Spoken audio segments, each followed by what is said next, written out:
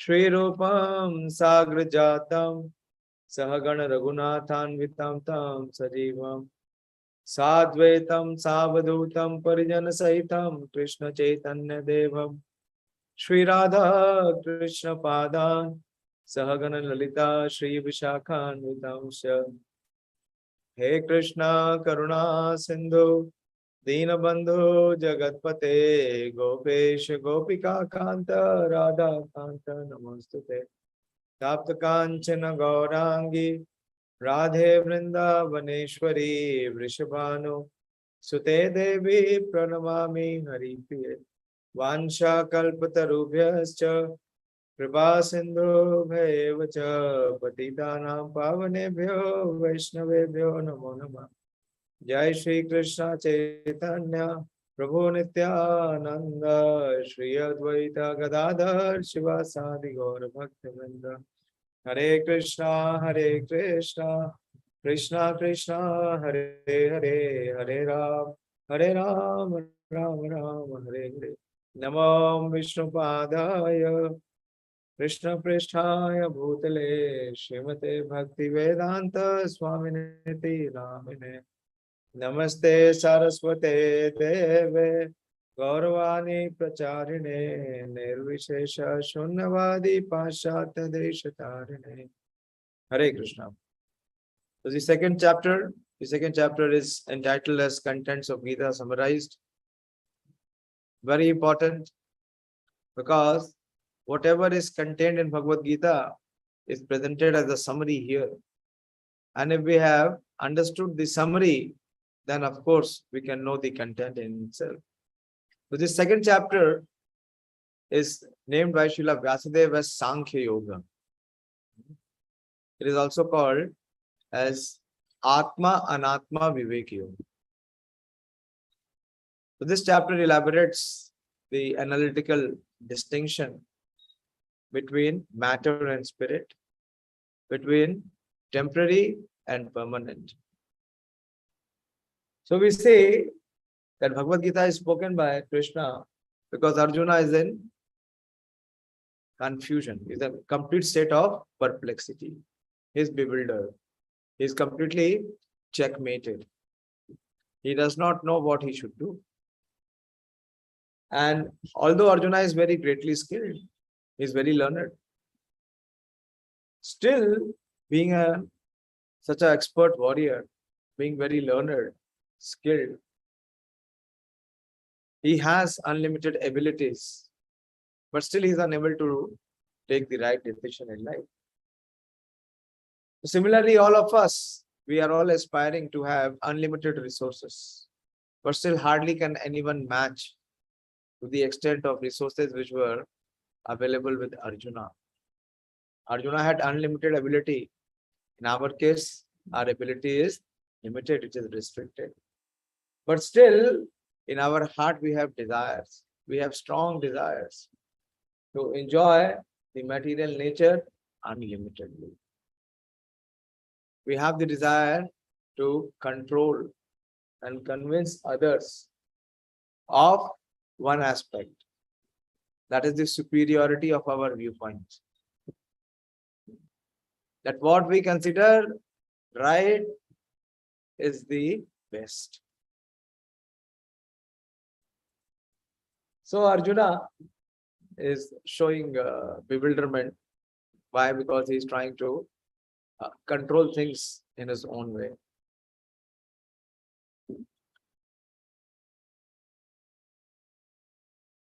So we see the struggle the human race has in trying to control situations, in trying to control people.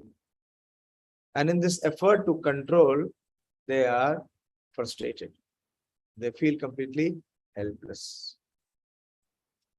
So Krishna, he took charge as soon as Arjuna confessed that he is in a state of confusion. That also comes when one is very fortunate. For a conditioned soul to accept that he does not know is a remarkable progress. For him to concede, to agree that he does not know. Most of the time you ask anyone, You ask him on any burning issue, on any subject, people will have their own opinions. Immediately they will give opinion as if they are big experts. And if their opinion is accepted, there will be some tangible solution. But here, Arjuna is showing us how a spiritual seeker, a student must be. The first learning is through the Bhagavad Gita that Arjuna is confessing that I do not know. So you please reveal to me. You please tell me. Yat Shreyashyat Nishchitam Bruhitan. And he says, Shishyasteham Shadimam Tvam Prapandam. So I am a soul surrendered unto you. And I am asking you that please tell me what is beneficial for me. Please instruct me. And when Arjuna took the position of a disciple, Krishna took charge. And as Krishna took charge, he chastised his disciple. He thrashed his disciple, saying that you are talking as if you know a lot. But you are lamenting, which is not worth lamenting. That means you do not know what is the value of life. So we will take the 13th verse today. Because in the 12th verse, Krishna has already established. We discussed till 12th, I remember. Then we discussed about Srila Prabhupada's arrival in US. A very important verse. The Mahavakya of trying to understand the difference between body and soul. So Krishna gives the real identity. Why Arjuna is confused? Because he is having wrong identity. He is not able to know who he is. As one does not know who he is, how can he know what is the purpose of life? What is the possibility of achieving the purpose of life, or even moving in the direction? So Krishna, through Arjuna, is giving all of us, is revealing to all of us that who we are. Verse number 13. Dehino asmin yatha dehe kaumaram yavanam jara tatha dehantara prapte hirastatra na muhyati. Dehino asmin dehe. So there are two words. One is the dehino or the dehina. And asmin means in this, and dehe means the body. So dehe means which pertains to this body. And dehina means one who resides in the body, or one who is the owner of the body, one who is inside the body. So there are two different distinct identities. One is the body, and the other that is embodied within the body. Who is the owner of the body? So Krishna is revealing, Krishna is saying, Dehino asmin yatha dehe. So that dehina, which is embodied inside this dehe, and what this dehe is experiencing? Komaram yovanam jaram. So one who is embodied inside this body, the body is experiencing, because of his presence inside the body is experiencing these stages. What are these stages? Kaumaram. Kaumaravastha. It is the age till 5. Till the time the child goes to school. Till the time the child goes to school, that is one of the most pleasing time, because the child has no burden. He is free and he can just play. He can just roam around. So that is called Kaumara. Kaumaravastha. Age 1 to 5. And Yovanam we all know is youth. So the child, he grows to become a youth. But that youth does not exist forever. It is just a matter of time that the youth converts to become in old age. I took my mother today to one of the hospitals here in Apollo. She has various ailments. The doctor was trying to tell her that, Mataji, don't expect that what you were 20 years back, that strength, that energy this body can give you. That is not possible. No one on this earth can give you. You have to learn to adjust that the body has become old and gradually it is becoming invalid. Kaumaram, Yauvanam, and Jara. So Jara is the old age. Similarly, Krishna says, Tatha dehantara praptis dhiras tatra namuyati. So similarly, as the body is passing through these phases of childhood to youthhood to old age, similarly, Tatha dehantara.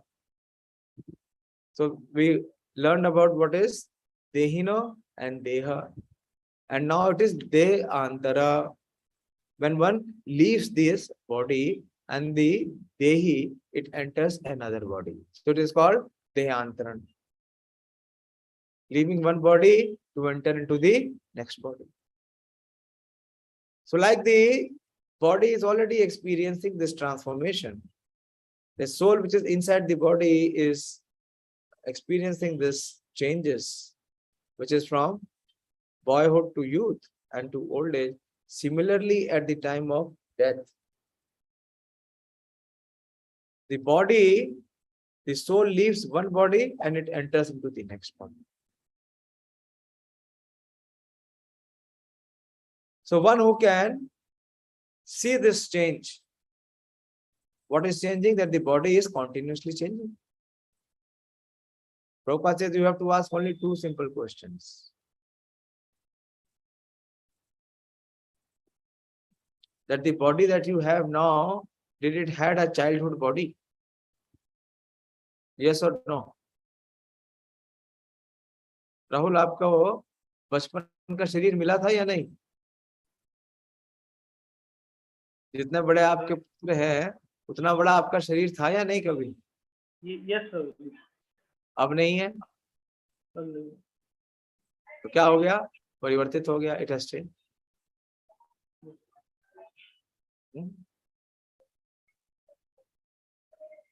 And then Srila Prabhupada says,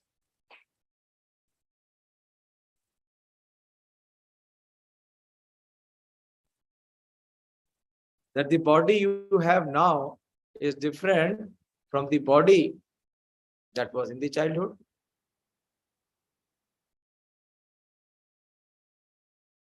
Isn't it? हाँ ना बोलो. समझ में आया नहीं समझ में आया?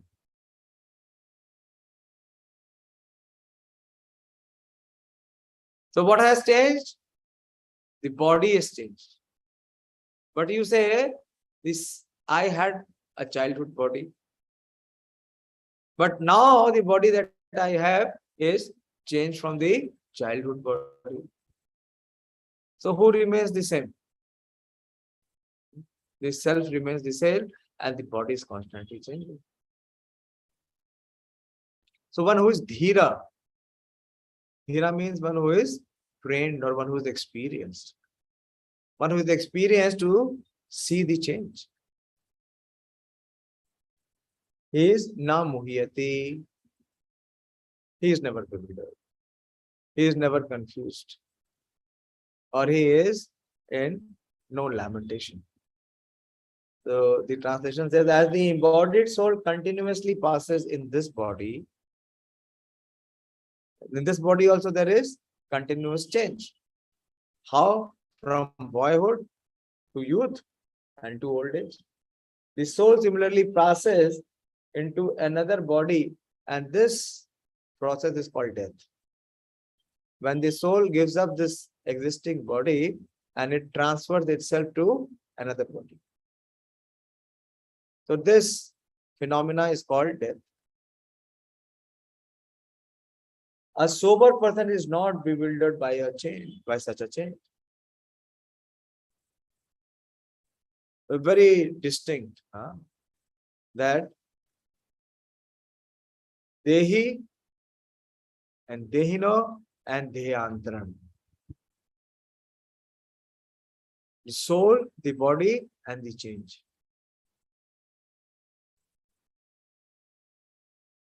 So change creates crisis. This is the principle. And permanent creates peace. To the extent we identify ourselves with temporary, we'll be faced with crisis.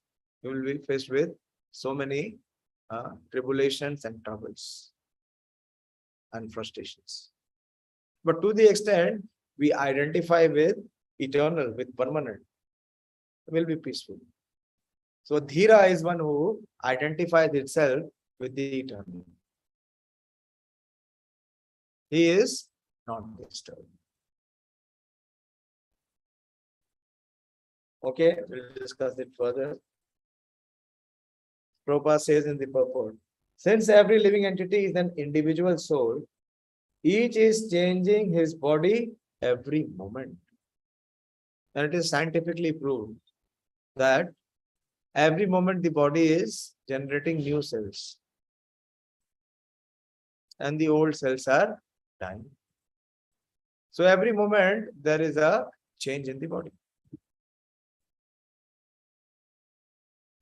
Manifesting sometimes as a child, sometimes as a youth, and sometimes as an old man. So these are the different phases. This is the life cycle. Yet the same spirit soul is there and does not undergo any change. That is how we say that once upon a child I was young, once upon a time I was young.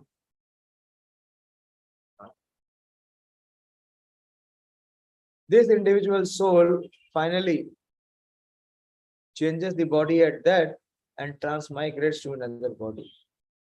And since it is sure to have another body in the next birth, either material or spiritual, there is no cause for lamentation by Arjuna on account of death. So actually speaking, truly, death is only to the extent that one is ignorant. When one does not realize his real identity. To the extent one has false identity. He experiences death. For the living entity, there is nothing like death and birth. It is only for gross matter that it has a origin and it has its termination.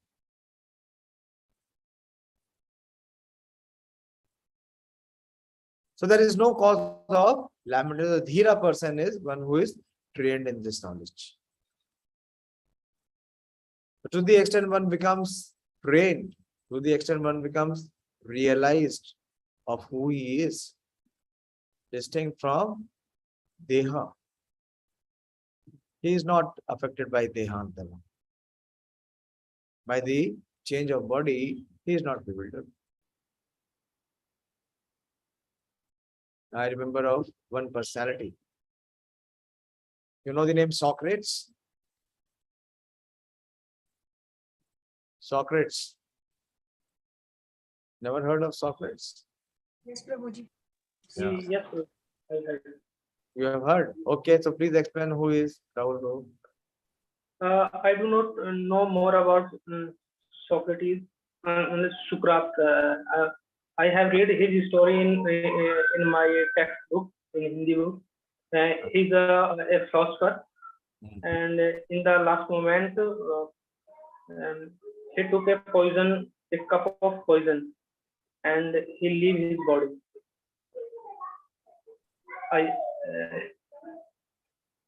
बस इतना ही उसके बारे में थोड़ा पता है. Not fully aware. Huh? Someone else can properly represent. What you said in the first part is correct, but the second part is not precise. Anyone who knows about Socrates or Sukrat?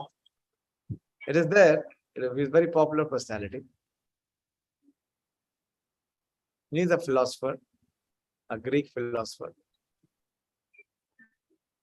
So he had some quarrel with the king. Why? Because he was a learned person. And a learned person, a self-reliant person, he is not fearful of the king, or he does not, uh, he does not have to agree with the king, whatever he says.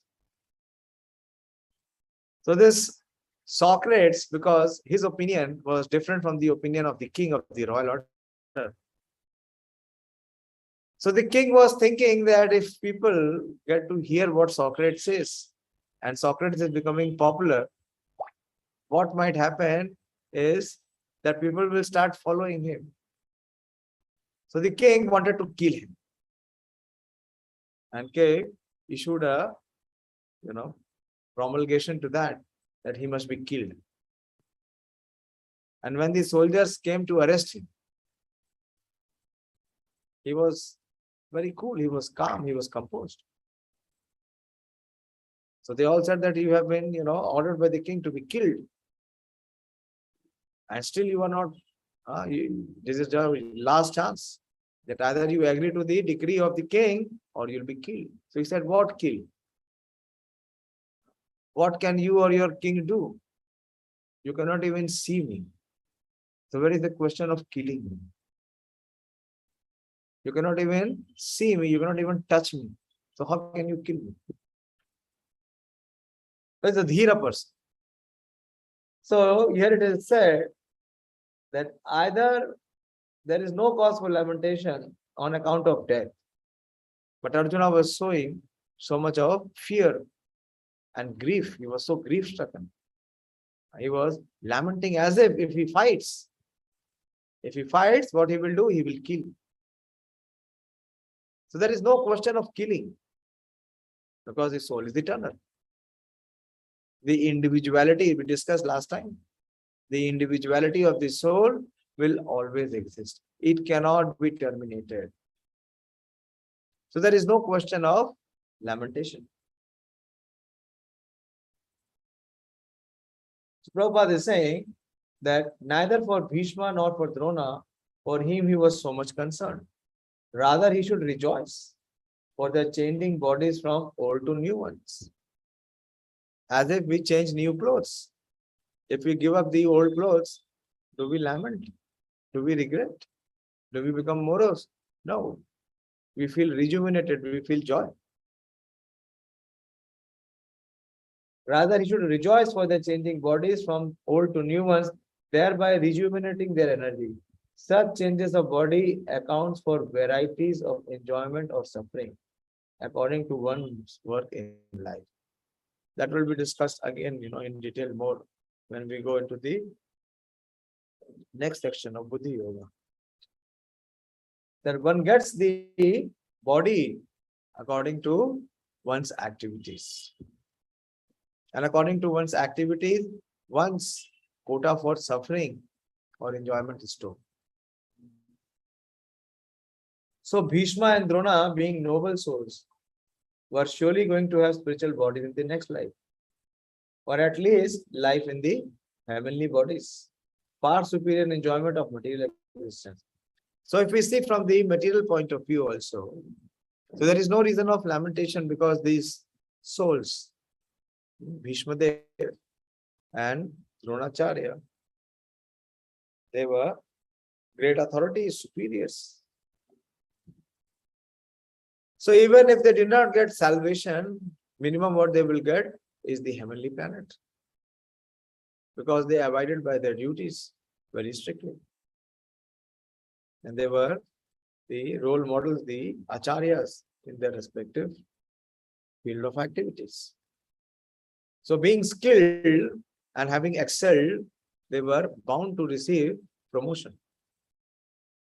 Promotion to the higher planets, to the heavenly planets. So what is the cause of lamentation? If they leave this body, they will get a body which is suitable to enjoy the heavenly pleasures. On the other side, they were spiritual personalities also. So because of their spiritual elevation, not only they will be elevated to the heavenly planet, there was all opportunity for them to be elevated to the spiritual world.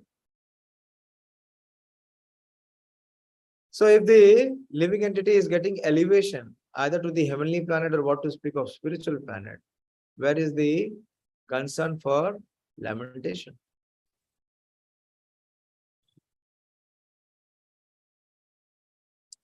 So Bhishma and Drona, being noble souls, were surely going to have spiritual bodies in the next life, or at least life in heavenly bodies for superior enjoyment of material. So in either case, there was no cause of lamentation. So Bhagavad Gita, one of the main focus is that we should never ever lament. Lament समझते हैं ना? We should not be saddened, or we should not be filled with moroseness and grief, because that is contrary to the nature of the soul. The soul, by its characteristic, is full of joy. It's ananda. So there is no question of having moroseness in life. That is artificial. It will not stay. It cannot stay. It is useless. It is only because of one's ignorance, of his false identity. But whatever one may be in, whatever situation, we should not lament. Right from chapter 1 till the last, Krishna says, Aham tuam sarupapebhyo mokshasyami ma shucha. Ma shucha. Do not lament. Do not fear. So, whatever may be the situation, the lamentation and fear is only because of one is not dhira. Dhirastatra na muhyati. And one who is not dhira, one who is not sober, one who is not learned, one who is not trained, one who is not experienced, so he is overwhelmed. He is adhir. He is disturbed. Further, Prabhupada says, any man who has perfect knowledge of the constitution of the individual soul, the super soul and nature. So, Prabhupada is mentioning about these three aspects. Perfect knowledge of the constitution of the individual soul. What is the constitution of the individual soul? It is eternal. It is cognizant. It is full of knowledge. And it always experiences joy, bliss. So one who has perfect knowledge of the constitution of the soul, then the super soul, and nature, which nature? Both material and spiritual. These are the principal energies of the Lord.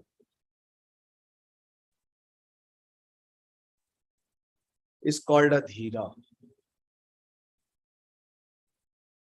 So just see, from our state of remaining as adhira, who is disturbed, to come to the platform of becoming dhira. How much is the gap? Or how wide or how distinct it is? Perfect knowledge of the constitution of the soul proper. Then the super soul and nature, both material and spiritual. So one who knows all the characteristics, then only such a person can come to the platform of becoming adhira. He will not be bewildered. That is why Krishna says, Sarva Bhutani Sammoham Muhyanti. Muhyanti means bewildered. Krishna said, the Sarva Bhutani Sammoham Sargayanti Parantapa. And how it starts, how this phenomena starts, is Iksha Dvesha. Because of our unlimited desires. But desire because of the false identity, the false conception of false reality. That I am this body and the body is meant to enjoy.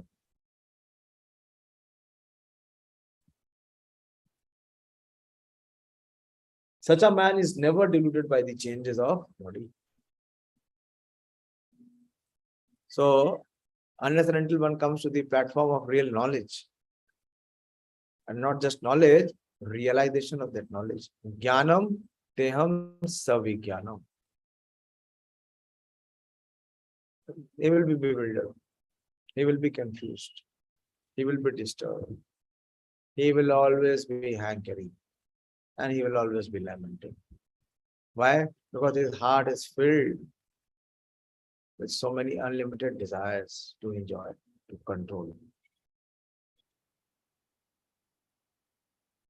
The Mayavadi theory of oneness of the spirit soul cannot be entertained.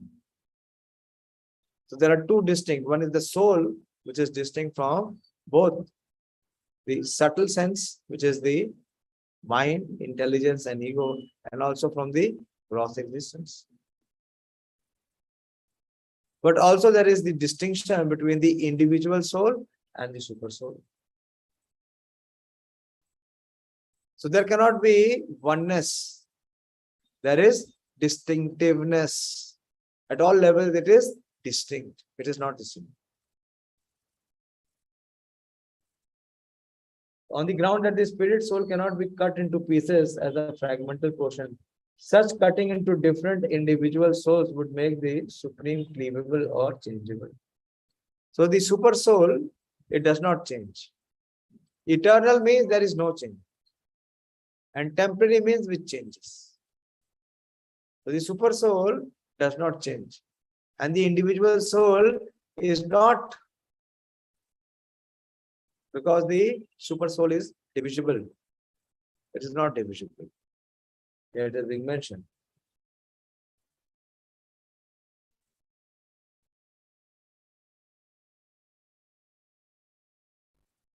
Against the principle of the supreme soul being unchangeable. As confirmed with the Gita, the fragmental portion of the supreme exists eternally, Sanatana, and are called Shara. Who is Sanatana and Shara? The Jivas. We are the fragmental portion. Fragment means which is broken off, which is separated. That is, they have the tendency to fall down into the material nature. That is the conditioned soul who are existing in this material world. These fragmental portions are eternally so, and even after liberation, the individual soul remains the soul, same. But once liberated, he lives an eternal life in bliss and knowledge of the personality of Godhead. So this is the difference between Dhira and Adhira. That is why the Goswamis, they are called Dhira. Dhira, Dhira, Jana, Priya, Priya Karo, Nirmat Saro Pujito. Vande Roop Sanatano, Raghu Yugo, Shri Jiva Gopalato. And all the great personalities, they are also Dhira. You see, when it was told to Maharaj Parikshit that within 7 days, there will be this snake bird, Takshak, which will come and bite him, and that will become the cause of his death. What was his reaction? What was his response? He did not get disturbed. He did not make any arrangement. He was the king, he was the emperor of the whole world. What would be the reaction? Kill all the snake birds. The snake bird will not exist. How will they come and bite me? Kill them all. Finish them off. That is what Kamsa is. Kamsa, as soon as he heard that the baby child who is going to kill you is born, he said, kill all of them. Finish them all off. But Parikshit Maharaj, he is a thief. What he did? He prepared himself. Why? Because he knew that Dehantara is quite natural. And he is not this body. He was not disturbed. So he taught us all that while we are existing in this body, we should prepare for the time when we will leave this body. You remember 2 days back I was given class, so that call came. One of our workers, he was diagnosed with, dengue. And yesterday his platelets went so down, it was just 4,000.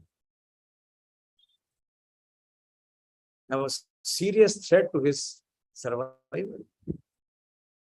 He could, leave his body any moment. The doctor said if the bleeding starts, we cannot save him. Krishna's mercy that he has served in temple. He was a sincere boy. Some good karma, so he recovered. He's recovered. Any moment, anything, a very young boy, very energetic in his full youth, 26 or 25. Anything can happen any moment. Oh, but what is the preparation to face this situation and not be disturbed?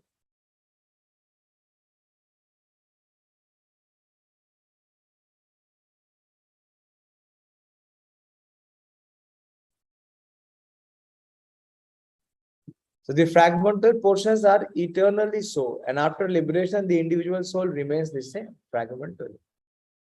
So they'll give up whether in the liberated stage or in the conditioned soul, they are fragmented. They are not one and the same. But once liberated, he lives an eternal life in bliss and knowledge with the personality of Godhead.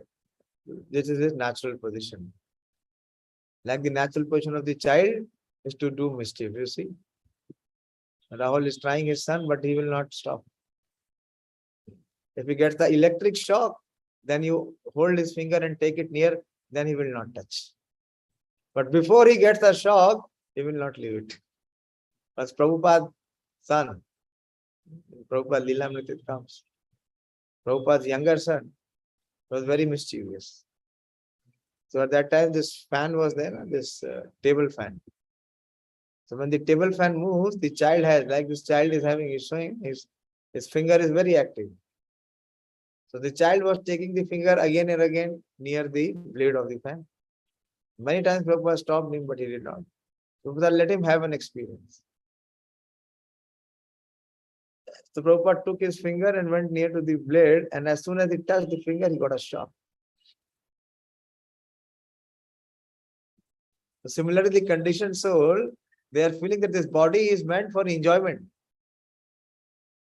And every time what they will endeavor is that they will identify with the body, and through the body they will attempt for enjoyment. But this body is not meant for enjoyment. This body is meant to realize that we are embodied within the body. And we have to get free from the encagement of this body. So once liberated, he lives an eternal life in bliss and knowledge of personality of Godhead. The theory of reflection can be applied to the super soul, who is present in each and every individual body and is known as Paramatma. The theory of reflection is when you see the sun which is reflected in the water. In the entire water, you see the sun. But has the sun entered the water? No. It is only his mere reflection. Similarly, in every individual's soul, the super soul is present. But it has not become cleavable. You understand what is cleavable? That can be cut into pieces. No. Like the sun which is reflected in the water. Has it been cut from the sun and it is reflected? No. It is mere a reflection. The sun is there, far off, very, very far off, millions of miles distant. But it seems it has entered into the water. The Prabhupada is saying here,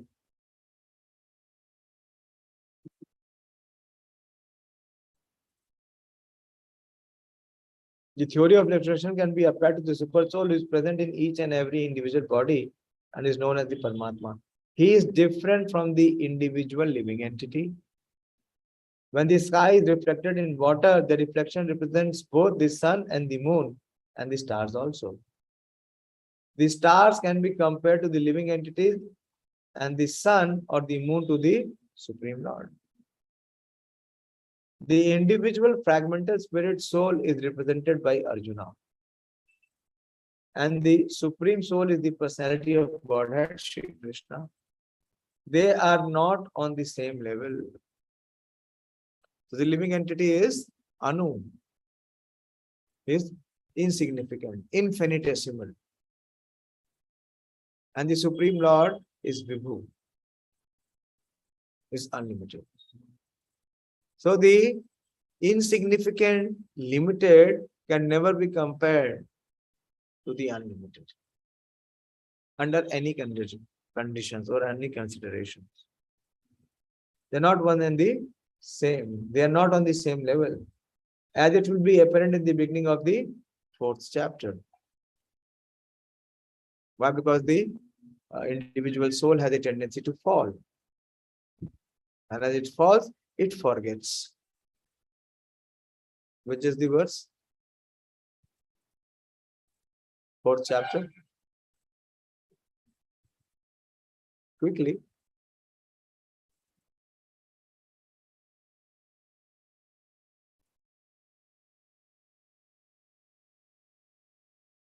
No one remembers. Which verse on the 4th chapter? 1, 2, 3 times over. No one remembers. Bahuni me vyatitani janmani tab cha Arjuna tani aham vet sarvani na tvam veta parantapa. Many births, both me and you have taken, O Arjuna. But I remember them all. But you have forgotten. So how can they be on the same platform? The individual soul falls and forgets. If Arjuna is on the same level with Krishna, Krishna is not superior to Arjuna. Then the relationship of instructor and instructed becomes meaningless. Very important principle. Very important principle. That the instructor and the instructed cannot be on the same level. Then there is no question of any learning or transfer of knowledge.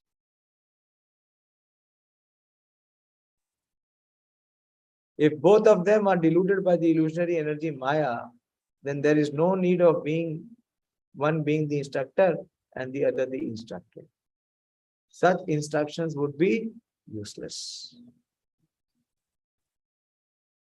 We should never ever consider on this principle that now I sufficiently know. Or now my knowledge is no less. Or I have studied the Shastras more. Or I know more. Prabhupada is very clearly saying.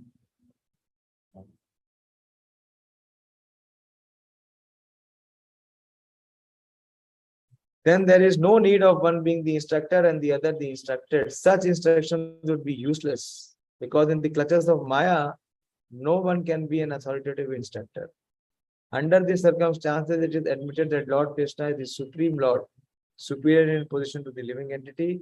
Arjuna, who is forgetful soul, deluded by Maya. There's a very beautiful conversation in Chaitanya Charitamrita. Lord Chaitanya says, Maya mukh jivera nahi swata Krishna gyan. So when that living entity who is enchanted or infatuated, Maya mukh jiv, who is completely enamored, mukh by Maya. For him there is no possibility. Maya mukh jivera nahi swata Krishna gyan. Can you find out the verse? Dolamani Prabhu, just type it. Maya mukh jivera nahi swata Krishna gyan. Tahe Krishna kaila Veda Puran. So to be able to guide the bewildered jivas who are completely infatuated by the spell of the illusionary energy, to show them mercy, Krishna has given us very kindly the scriptures which guide us to come to Krishna and be free from Maya.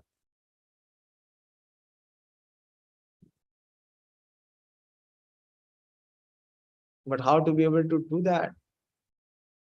how to start the beginning.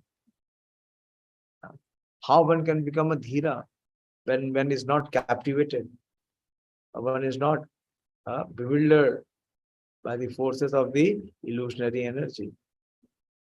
That is the next verse. Very important verse. Did you find it? So you can show.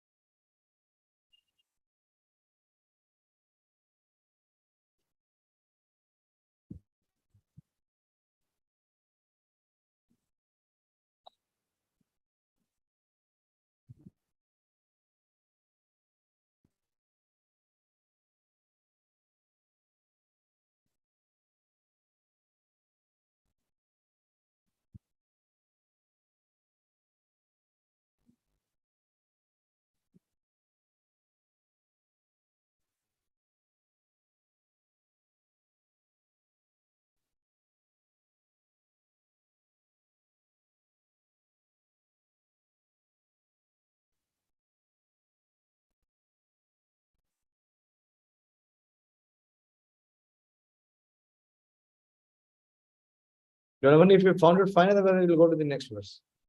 Very long pause. Okay, Pradeep Prabhu has found it. CC Madhya Leela 20, 122. Yeah. So this is the long discourse which Lord Chaitanya Mahaprabhu is given to Sanatana Goswami. Maya Mukh Jivera Nahi Swata Krishna Gyan. So one who is under the spell of the three modes, who is Mugdha, who is enchanted by the illusionary energy. For him, there is no possibility to be situated in the knowledge of the Supreme. Nahi Swata Krishna Gyan. Jivere Kripaye Kaila Krishna Veda Puran. So to show mercy and compassion to all such fallen conditioned souls who cannot on their own know Krishna, Krishna gave the scriptures, the Veda and the Purana, the Vedic. Come down, show the translation.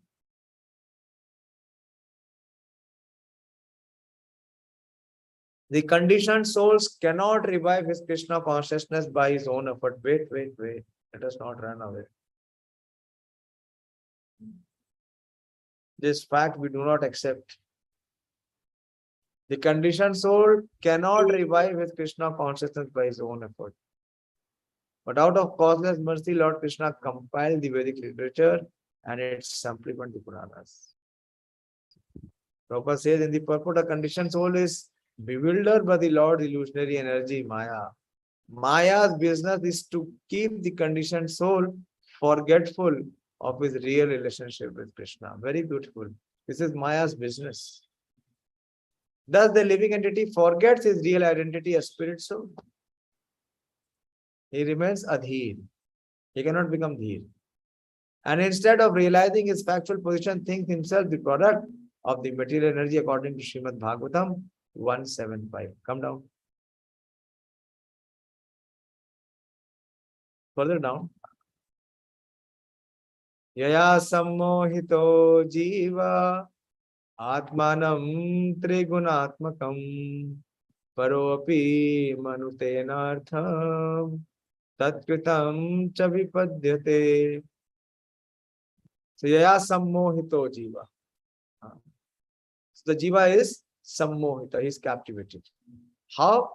Atmanam trigunatmakam. The Atma gets covered. How? By the gunas. Which gunas? Three gunas. Due to the external energy, the living entity, although transcendental to the three modes of material nature, and thinks of himself as the material product. Paro api manute anartham. Paro means which is transcendental, which is beyond. Para or paro. Apara means which is material. Although it is transcendental, is paro api manute anartham. But still he wrongly identifies himself. and thus undergoes the reaction of material miseries. This is the description of Maya's action upon the conditioned souls. Thinking himself a product of material energy, the conditioned soul engages in the service of material energy in so many ways. He becomes the servant of lust, anger, greed, and envy. In this way, one totally becomes the servant of the illusionary energy.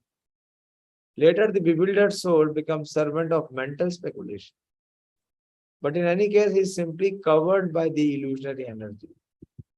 Out of his causeless mercy and compassion, Krishna has compiled various literatures and scriptures. Go down. Please be attentive.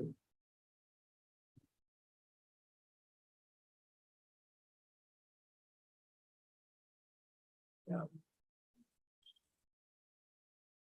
Later, the bewildered soul becomes the servant of mental speculation. But in any case, he is simply covered by the illusionary energy. Out of causeless mercy and compassion, Krishna has compiled various Vedic literatures in his incarnation as Vyasadeva.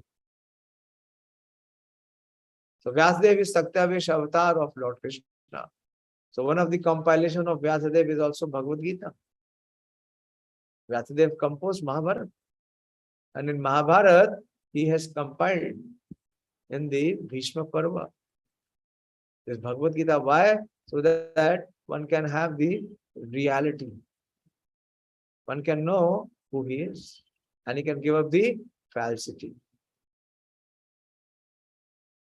He has very kindly presented this literature to awaken the conditioned soul to his senses. Unfortunately, at the present moment, the conditioned souls are guided by demons who do not care to read the Vedic literatures. Although there is an immense treasure house of knowledge, people are engaged in reading useless literature that will give them no information how to get out of the clutches of Maya. The purpose of the Vedic literature is explained in the following verses. Okay, we'll stop here. So how to come to that platform? Quickly, I'll take the next verse also at least today, so that there is continuity. Next two verses actually, both are in sequence. We'll take both of them. So how one can begin the journey of this transformation from remaining illusion, from being bewildered, to becoming a dhira, one who is not bewildered or one who is not disturbed. So the first thing Krishna says, very beautiful verse, 14th verse, Matra sparshas-tu kaunteya shitoshna sukha dukkhada agama paino nityas tam stitikshasva bharata. Krishna says, Matra sparshas-tu kaunteya. Matra means the tan mantras, the senses, from where we get the knowledge. Through the eyes we see, through the ears we hear, and through the nose we smell, through the tongue we taste. So these are all matra sparshas. These are all sensory perceptions. And through these perceptions, what we experience, Shita and Ushna. So the senses we experience both heat and cold. Now sudden in the peak of summer, because of excessive rain, it has become cold. So we are experiencing some cold.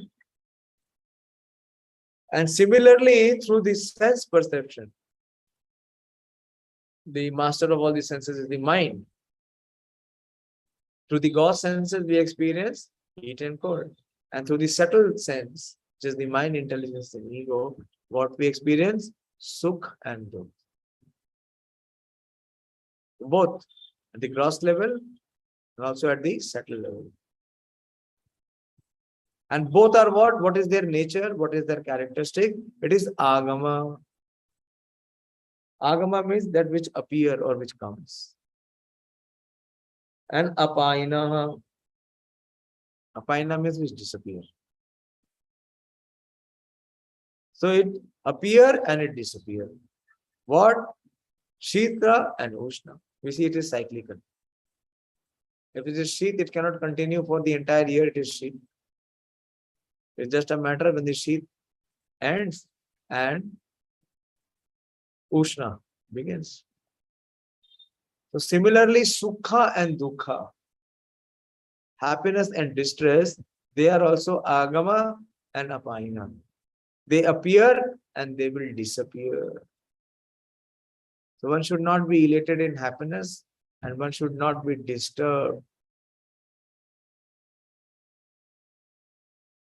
when there is the onslaught of suffering, distress. So they are Agama, Apayano, and it is Anitya. Anitya means it is non-permanent. So what one has to do? Tam Tithi Shasva Bharatam. You simply learn to tolerate them. Do not get yourself identified or attached to them. Remain detached. Remain distant. Why? Because they are non-permanent. They are ever-changing.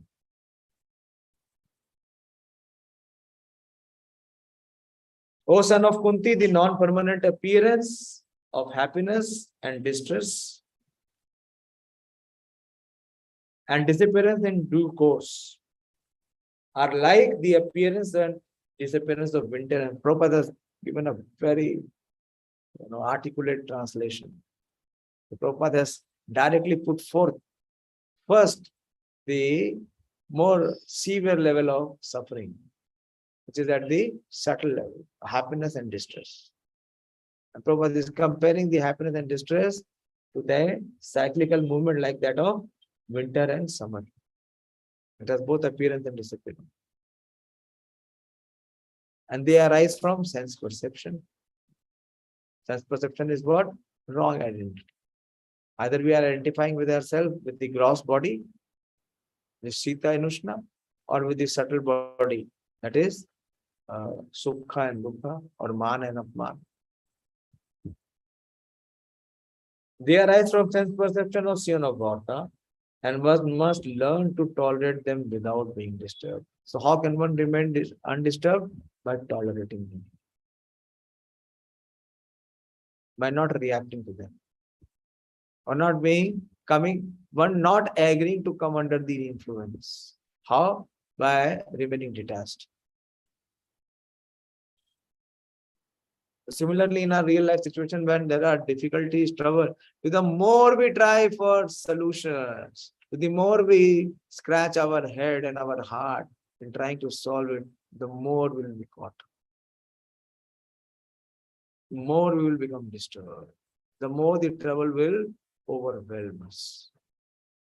Because both, it never was there in the past, and it will never be there in the future. It is just a temporary, it is a passing phase. It has come and it will go. It will leave. So don't try to identify ourselves with it. How? By tolerating it, by ignoring it, not attaching too much of importance to it. So Prabhupada says a very revolutionary statement. In the proper discharge of duty, one has to learn to tolerate non-permanent appearance and disappearance of happiness and distress. This learning has to be there throughout our life. And we will be tested. We will be tested every day, every moment. That how much we are saddled by impermanence or how much we are keen to know about the permanent. How the test will be there? Of tolerance. How much we are able to tolerate. According to Vedic injunction, one has to take his bath early in the morning. Even during the month of March, January and February, the Prabhupada gives in the proper discharge of duty. One has to learn to tolerate.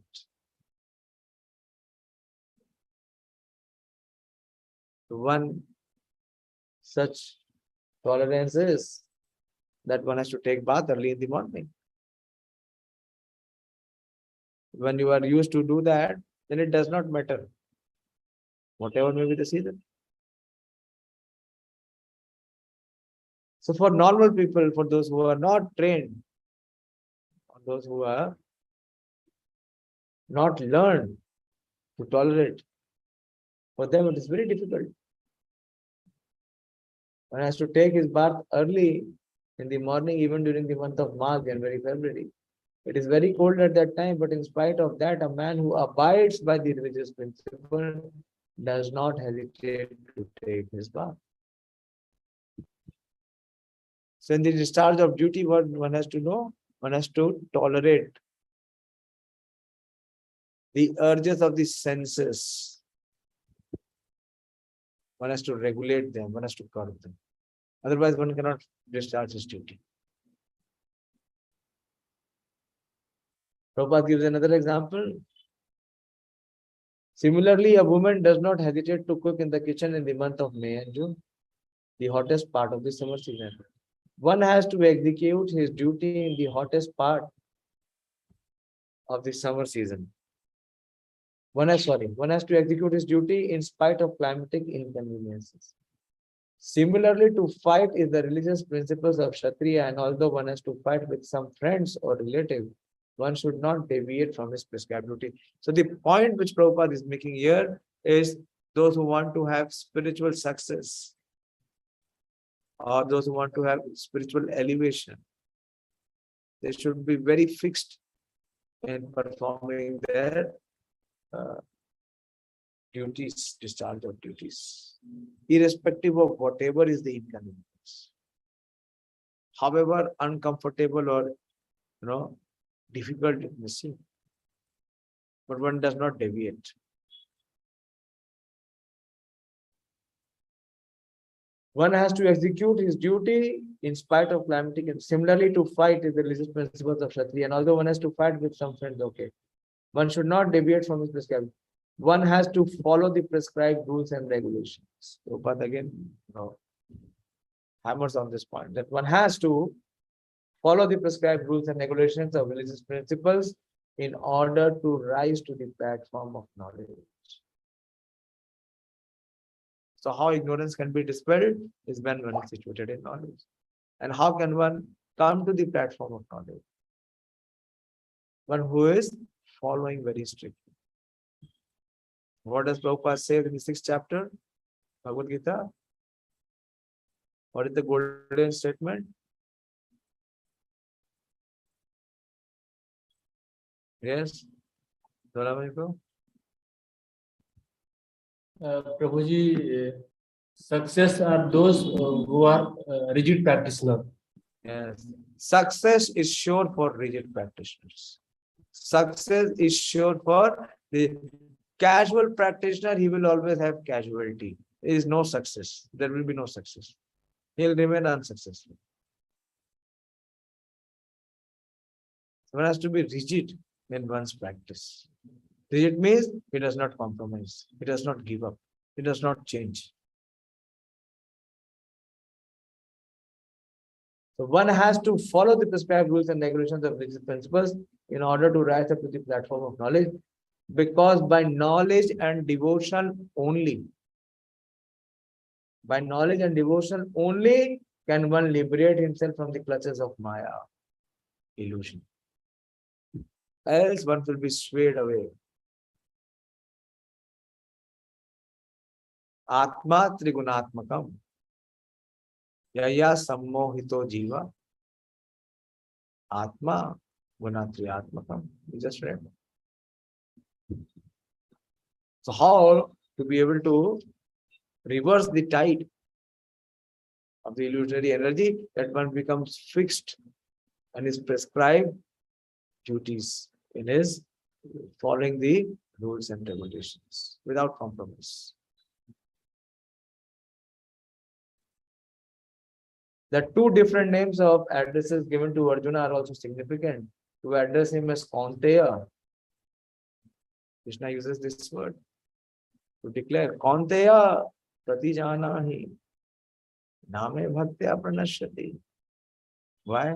Because he is very affectionate, very close to Krishna's heart. Kaunteya means he is the son of Kunti. He is the son of Kunti Devi, who is so dear to Krishna.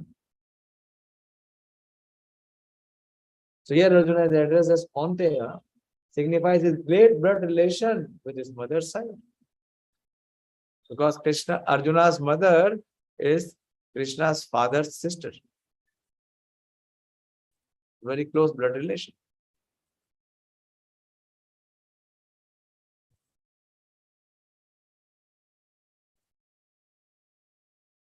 Krishna is using the word Kaunteya. Matra sparshas to Kaunteya. And to address him as Bharata signifies his greatness from his father's side. So from both sides, he is supposed to have great heritage. Both from the mother's side and also from the father's side. Father, they are coming from the emperors of the planet Earth. So his heritage, his lineage is very high, both from the mother. That means what? He has high responsibility.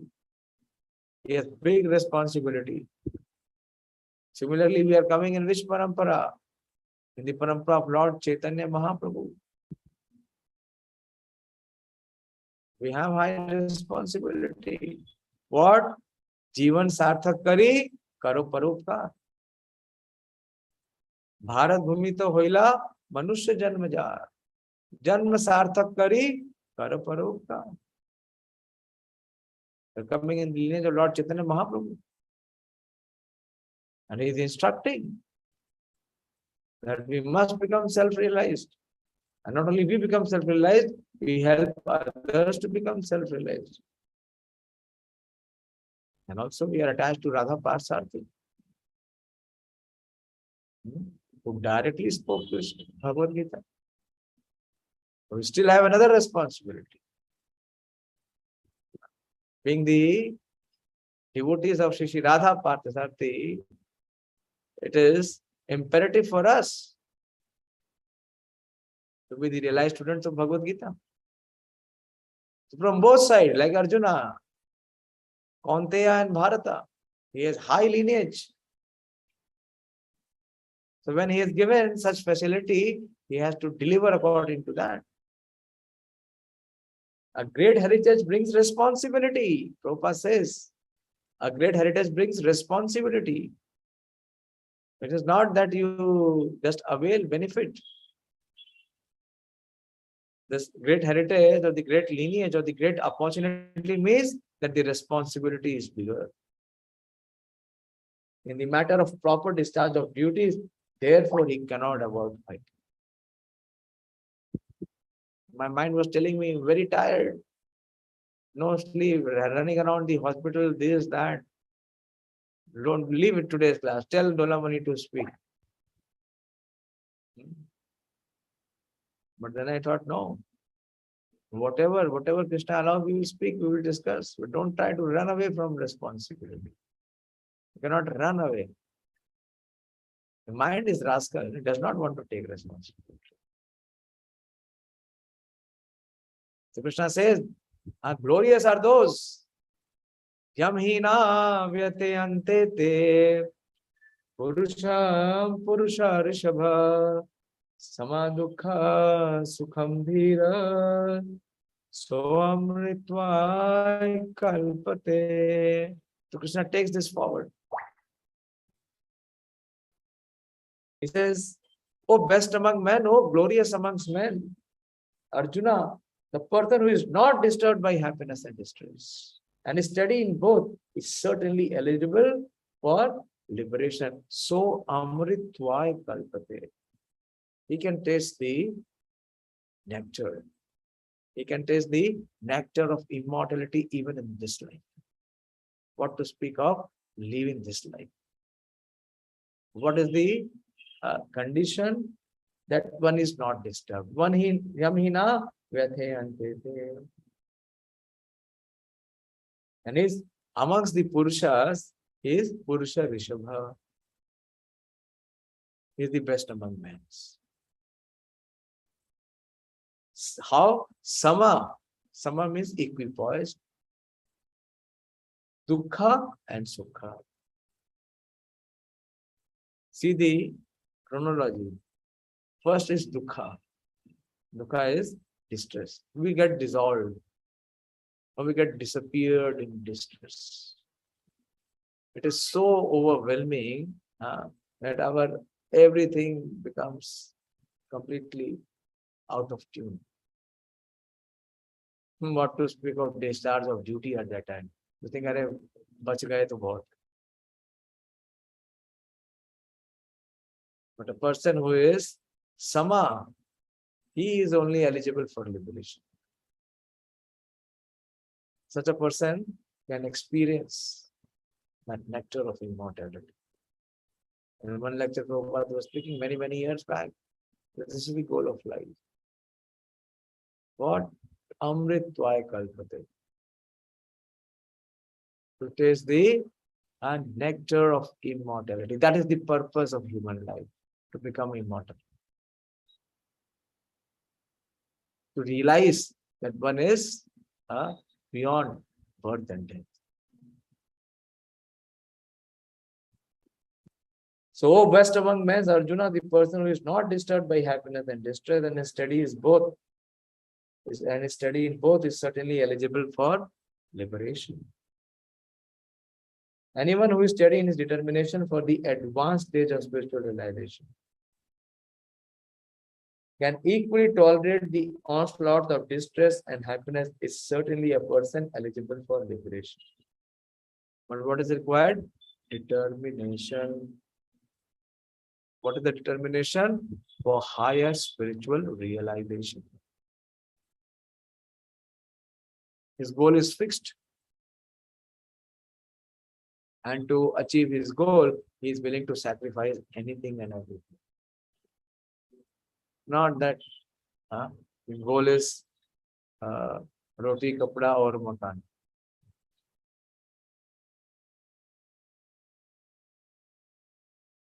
Then one cannot tolerate. So his goal is spiritual realization. And what he does, he is able to give up everything else for achieving that goal. Such person can equally tolerate the onslaught of distress and happiness is certainly a person eligible for liberation. In the Varna Ashram institution, the fourth stage of life, namely the renounced order sannyas, is a painstaking situation. Why? Because sannyas means spiritual suicide. What suicide? Suicide from the social aspect of the society. How? By dedicating in service of Krishna. Prabhupada says everyone in the devotee community should be taking sannyas. Sannyas means detachment from matter and attachment to the eternal.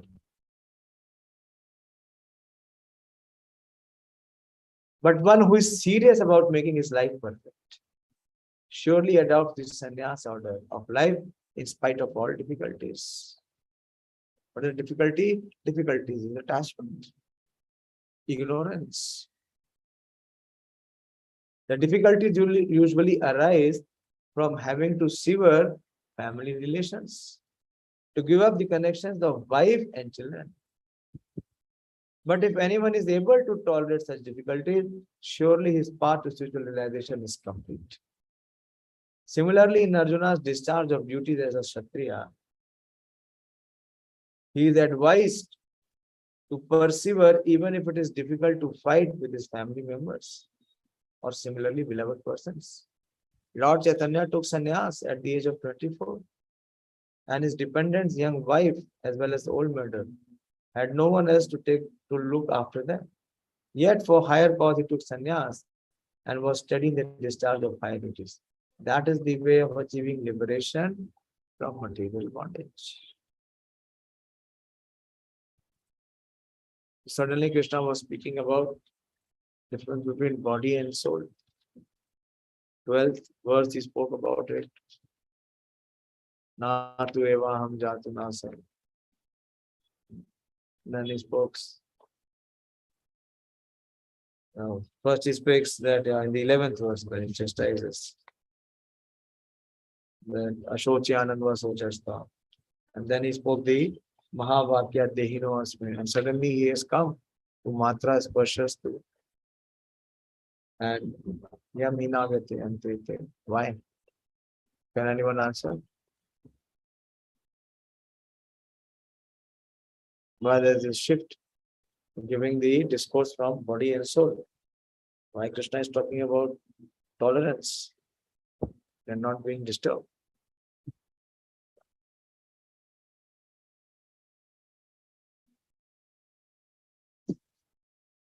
Let us have some discussion, some participation from your side. I spoke for more than an hour. Otherwise, it will remain what? It will remain very theoretical.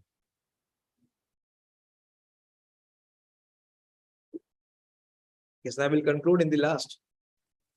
Ashtarvat pashyati kashchit ena.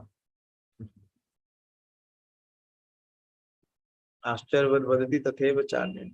Ashtarvat enam anyam shnoti shutvan api vedana cheva kashchit.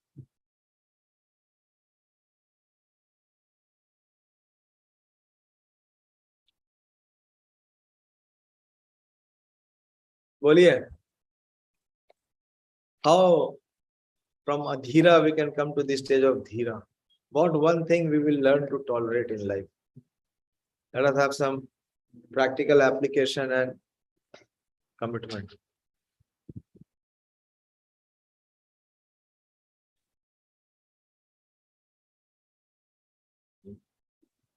बोले.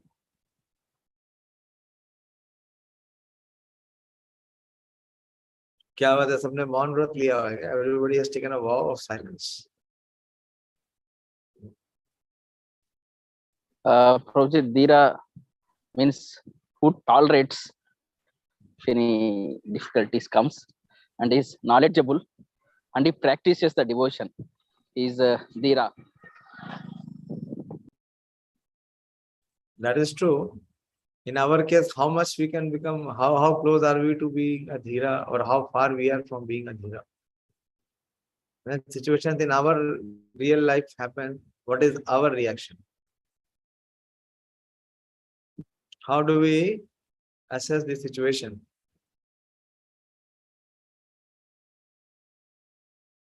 Yes, Kiran. So we generally react angrily and we will lose our common sense most of the times. That happens when we face with difficulties. So we are very much far from being a Dhira. Very, very much far. So how we can come, how we can take one step forward?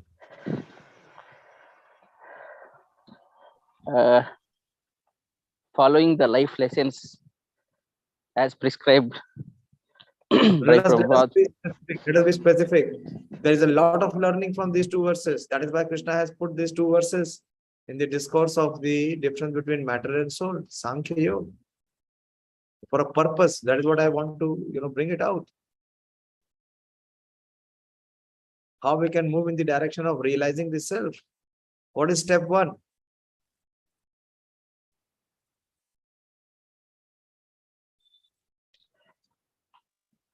Think.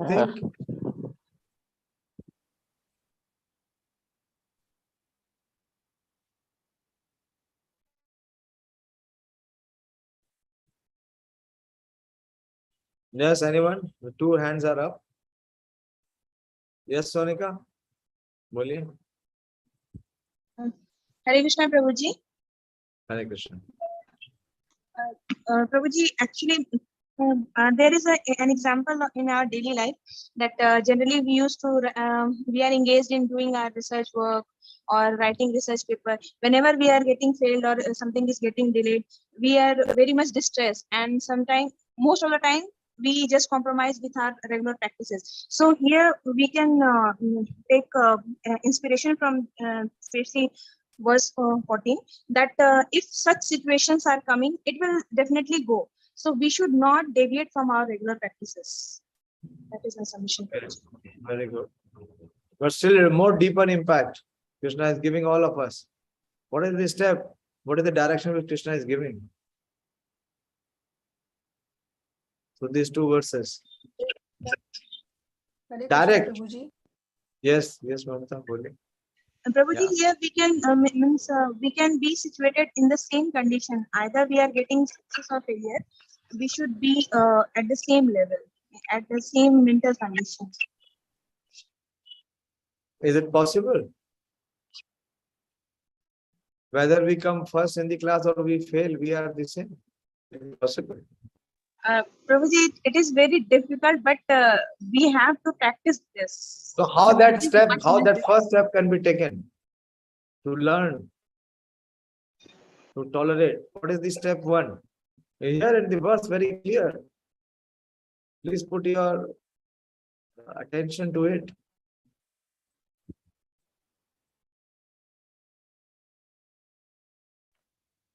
Hare Krishna.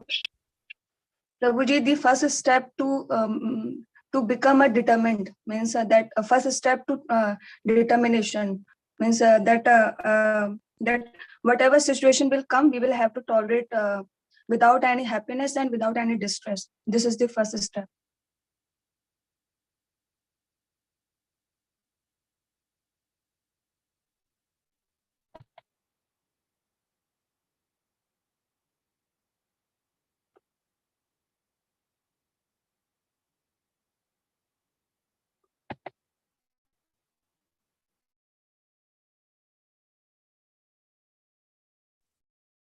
Krishna.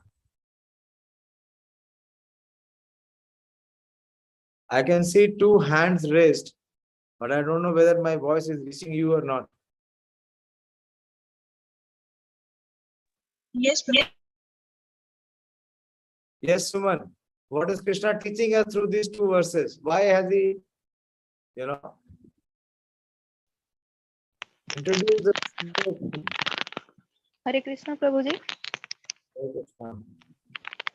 Prabhuji, in 2.13, Krishna actually first described about the difference between soul and body, and he then told about Dhira and Adhira.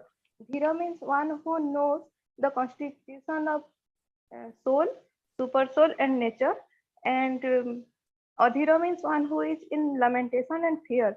Dhira does not have any lamentation and fear, and this True. lamentation and fear can be removed when one becomes self-realized, or he knows all the sukha and dukha or heat and cold are coming to this gross body or subtle body, not to the soul. And when one knows this difference, he becomes dhira.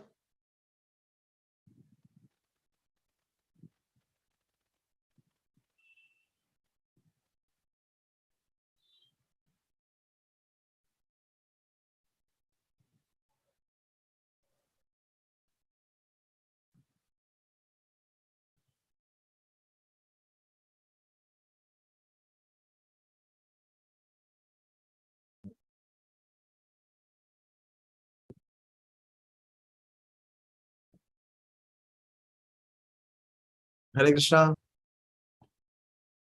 Hare Krishna, Prabhuji. Yeah, very good, very good. You are in a very proper frame of understanding. You have come very close. So the first step is Krishna is saying, do not be affected by the sense perception. Matra sparshas tu Paunteya. Do not give much importance. When the heat is there, do not become too much over active in trying to be free from the influence of heat. Like what we are doing as the summers are coming, we're putting air conditioner, fridges, so many other arrangements. We are trying to reverse the nature.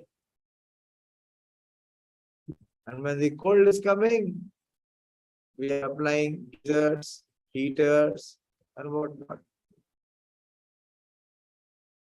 What we are doing, we're trying to make artificial adjustments. Krishna says, learn to tolerate. One who cannot tolerate sheath and ushn, how can he tolerate sukha and dukkha? So we should not give much importance. We should not attach much importance to non-permanent things. They have a beginning and they will be terminated.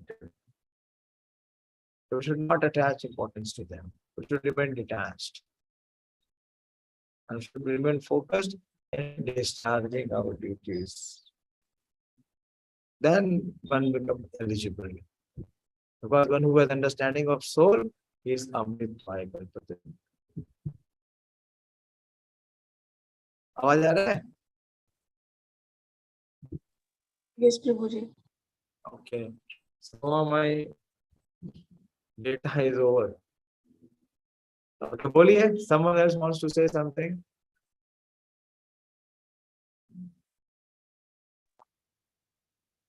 So Krishna is bringing these two verses to signify the importance. One should not be get carried away. One should learn to tolerate. One should try to remain detached.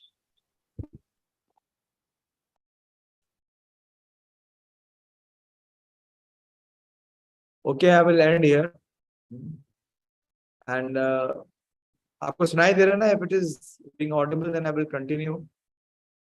So some of us are traveling to South India on Tuesday.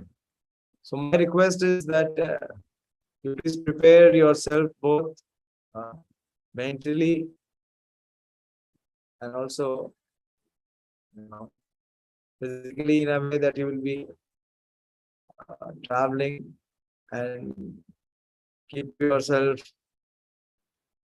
free from the influence of what you are doing now. So wrap up things in the next 2 days. You have Sunday and Monday. And then we are in the right frame of consciousness to be able to leave Delhi and arrive in South India. Okay, I will assign some services, most likely tomorrow. I will individually call devotee and tell them. So fine now. So I will end now. And I don't know, Dolamani Prabhu, that next Saturday we might not be able to have the spiritual scientist class. What will be next Saturday? Will be first. First, I think.